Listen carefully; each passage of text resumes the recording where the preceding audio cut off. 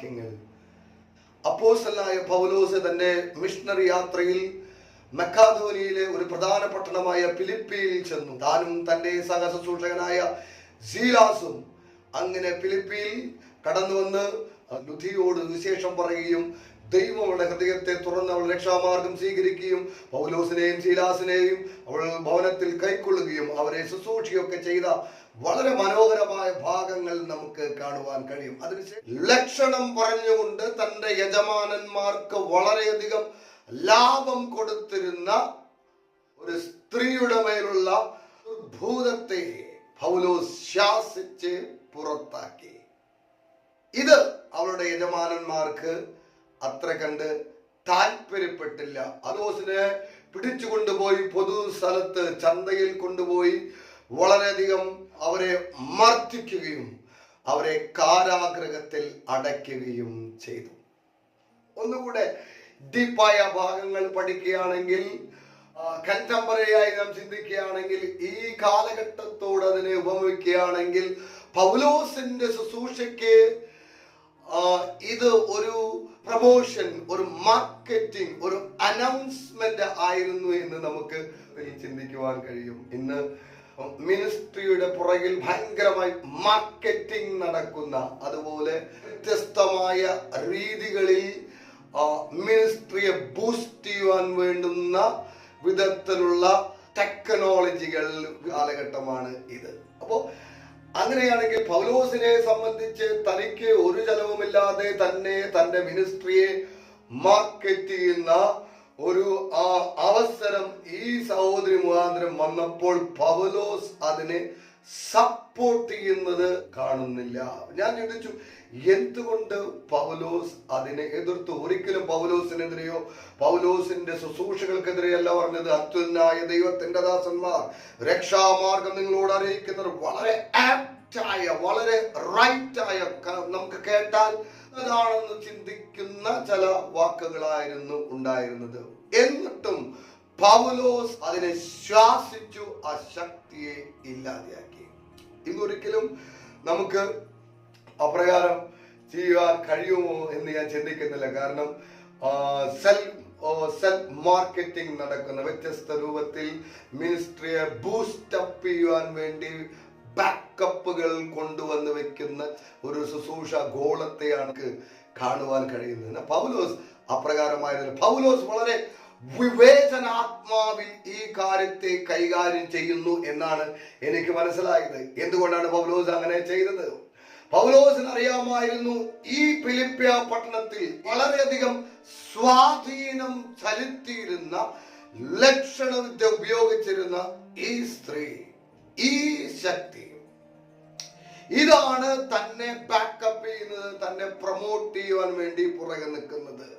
പൗലോസ് പറയുന്ന സുവിശേഷത്തെ പ്രൂവ് ചെയ്യുവാൻ ഇപ്രകാരമുള്ള ഒരു ഈവിൾ സ്പിരിറ്റിന്റെ, ഒരു അൺക്ലീൻ സ്പിരിറ്റിന്റെ, റൈറ്റ് അല്ലാത്ത ഒരു ഹെൽപ്പ് തനിക്ക് ആവശ്യമില്ലായിരുന്നു. അങ്ങനെ ഒരു ഹെൽപ്പിനെ താൻ സ്വീകരിക്കുമായിരുന്നു എങ്കിൽ ഈ പട്ടണത്തിൽ താൻ പറഞ്ഞു വെച്ച രക്ഷാമാർഗം വരും ദിവസങ്ങളിൽ വീണ്ടും ആ റൈറ്റ് ആയിട്ടുള്ള ഫോക്കസിൽ നിന്ന് മാറിപ്പോയി ഈ സ്ത്രീ പറയുന്ന വിധത്തിൽ വീണ്ടും ആ സുവിശേഷം ഡൈവേർട്ട് ചെയ്തു പോകുവാൻ, വ്യതിചലിച്ചു പോകുവാൻ സാധ്യതയുണ്ടായിരുന്നു. ഹല്ലേലൂയ. ഈ അധ്യായം തന്നെ വായിക്കുമ്പോൾ മനസ്സിലാക്കുന്ന മറ്റൊരു കാര്യമാണ്, അർദ്ധരാത്രിയായപ്പോൾ പൗലോസും സീലാസും പ്രാർത്ഥിച്ചു, അവർ പാടി ദൈവത്തെ ആരാധിച്ചു. അർദ്ധരാത്രി എന്ന് പറയുന്ന ഈ പദമൊക്കെ നാം അലങ്കാരികമായി തന്നെ നമുക്ക് ഒരു പക്ഷെ പറയുവാൻ കഴിയും. അർദ്ധരാത്രി എന്ന് പറയുന്നത് നമ്മെ ആർക്കും ഹെൽപ്പ് ചെയ്യുവാൻ കഴിയാത്ത, വളരെ പ്രതിസന്ധികൾ നിറഞ്ഞ, വളരെ കഷ്ടത നിറഞ്ഞ, ക്ലേശം നിറഞ്ഞ, ഒറ്റപ്പെടലുകൾ നിറഞ്ഞ സമയം, ആർക്കും നമ്മെ ഹെൽപ്പ് ചെയ്യാൻ കഴിയാത്ത സമയം. ഇന്ന് ഈ വചനം നിങ്ങൾ കേൾക്കുമ്പോൾ ആലങ്കാരികമായി ഞാൻ ഇതിനെ പറയുകയാണ്, നിങ്ങൾ അങ്ങനെയുള്ള ഒരു അർദ്ധരാത്രിയിൽ കൂടെ കടന്നു പോകുന്ന വ്യക്തിയാണോ? സ്വർഗം നിങ്ങളോട് പറയുകയാണ്, നിങ്ങളുടെ അർദ്ധരാത്രികളിൽ നിങ്ങളെ ആർക്കും സഹായിക്കുവാൻ കഴിയാത്ത സമയത്ത് ഒരു ഹെൽപ്പുകളും ലഭിക്കാൻ കഴിയാത്ത സമയത്ത് നിങ്ങളെ സഹായിക്കുന്ന ഒരു സ്വർഗമുണ്ട്. ഇന്ന് പകലിൽ അത് നിങ്ങളുടെ മേൽ സംഭവിക്കട്ടെ, നിങ്ങളുടെ ഭവനത്തിന്റെ മേൽ സംഭവിക്കട്ടെ, നിങ്ങളുടെ തലമുറകളുടെ മേൽ സംഭവിക്കട്ടെ.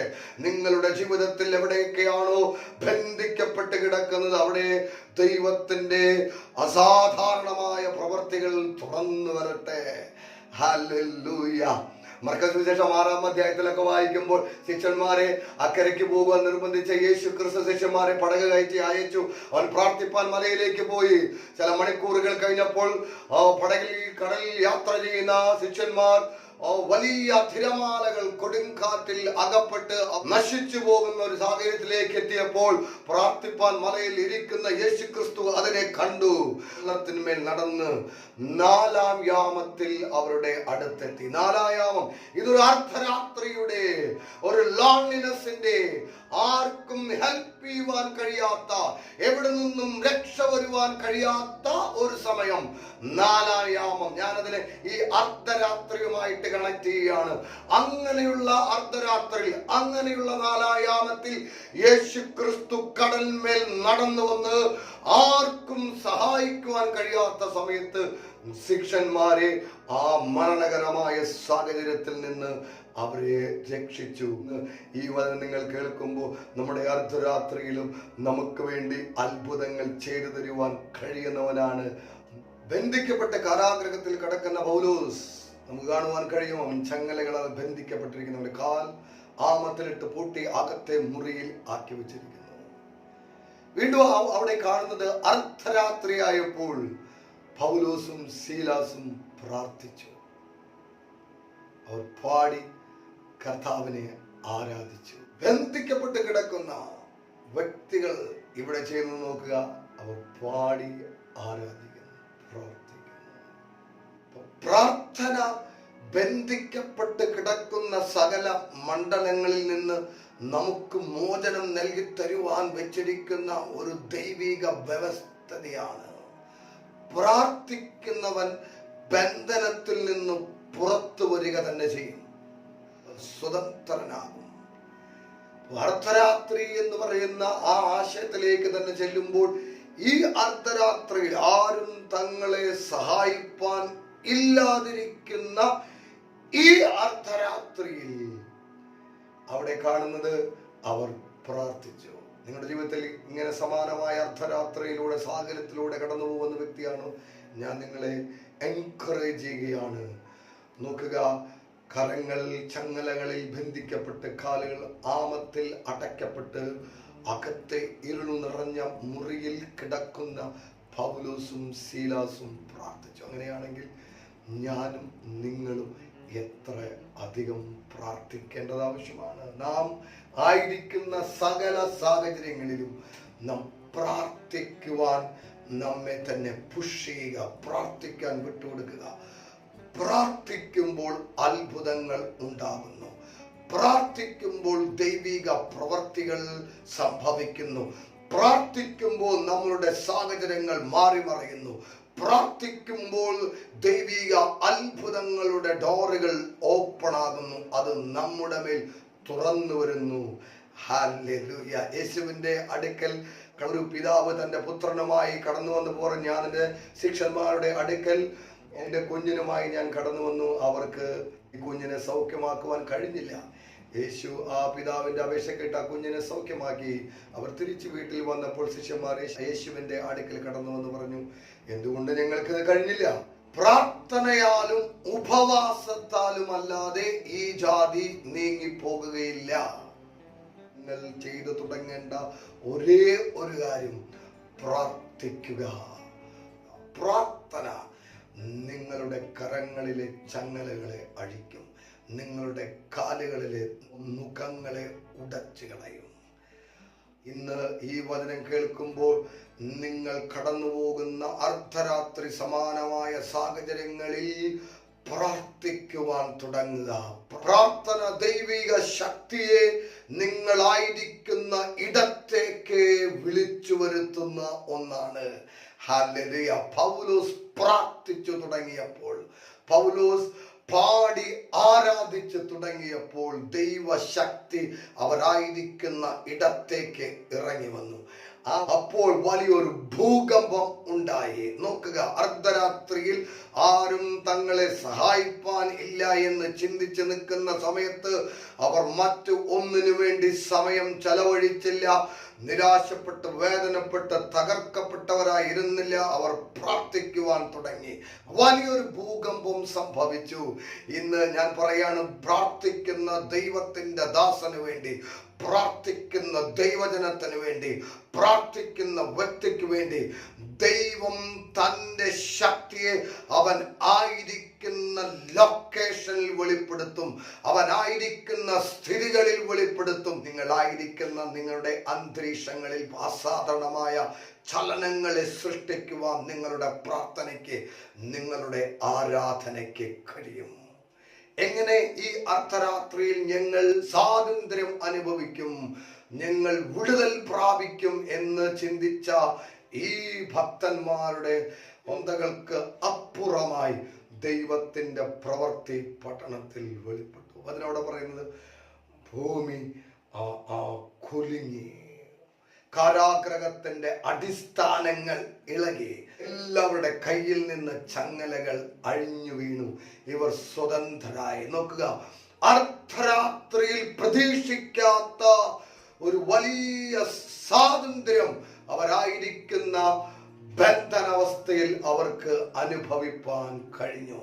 ഇന്ന് ഈ വചനം കേൾക്കുമ്പോൾ നിങ്ങൾ ഏത് അവസ്ഥയിലൂടെ കടന്നു പോകുന്ന വ്യക്തിയാണെങ്കിലും നിങ്ങൾ പ്രാർത്ഥിക്കുവാൻ തയ്യാറാകുമ്പോൾ, ആരാധിക്കുവാൻ തയ്യാറാകുമ്പോൾ, നിങ്ങൾ കടന്നു പോകുന്ന അർദ്ധരാത്രി സമാനമായ സാഹചര്യങ്ങളിൽ ദൈവിക ചലനങ്ങൾ സൃഷ്ടിക്കപ്പെടുവാൻ പോകുകയാണ്.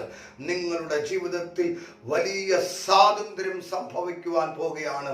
ഏത് തലങ്ങളിലാണോ നിങ്ങൾ ബന്ധിക്കപ്പെട്ട് കിടക്കുന്നത്, നിങ്ങളുമായുള്ള ബന്ധത്തിൽ നിങ്ങൾക്ക് ഒരു പരിധിക്കപ്പുറം മൂവ് ചെയ്യാൻ കഴിയാതെ ബന്ധിക്കപ്പെട്ട് കിടക്കുന്ന വ്യക്തിയാണോ, നിങ്ങളുടെ ബിസിനസ് ബന്ധനത്തിന്റെ കീഴിലാണോ, ഫൈനാൻഷ്യൽ നിങ്ങളുടെ സാമ്പത്തികമായി ബന്ധിക്കപ്പെട്ട് കിടക്കുന്ന മേഖലയാണോ, അതിന്മേലെല്ലാം ദൈവത്തിന്റെ അസാധാരണമായ ശക്തി ഇന്ന് ഈ വചനം കേൾക്കുമ്പോൾ തന്നെ അടിക്കുവാൻ പോകുന്നു.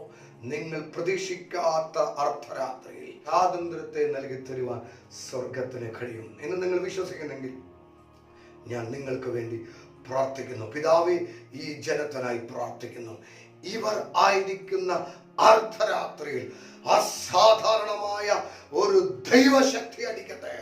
വലിയ മാറ്റങ്ങൾ, വിടുതലുകൾ, ഇവർ കിടക്കുന്ന ബന്ധനാവസ്ഥയിൽ നിന്നുള്ള മോചനം, സ്വാതന്ത്ര്യം ഇവരുടെ മേൽ ഇപ്പോൾ തന്നെ യേശുവിന്റെ നാമത്തിൽ സംഭവിക്കട്ടെ. ഇവരുടെ അർദ്ധരാത്രിയിൽ വലിയ സ്വാതന്ത്ര്യം ഇവർ അനുഭവിക്കട്ടെ. യേശുവിന്റെ നാമത്തിൽ അങ്ങനെ സംഭവിക്കട്ടെ. ഈ ജനത്തെ യേശുവിന്റെ നാമത്തിൽ അനുഗ്രഹിച്ചു പ്രാർത്ഥിക്കുന്നു. ഈ വചനം നിങ്ങൾക്ക് അനുഗ്രഹമായിരുന്നെങ്കിൽ ഇത് മറ്റുള്ളവർക്ക് നിങ്ങൾ തീർച്ചയായും ഷെയർ ചെയ്യുക.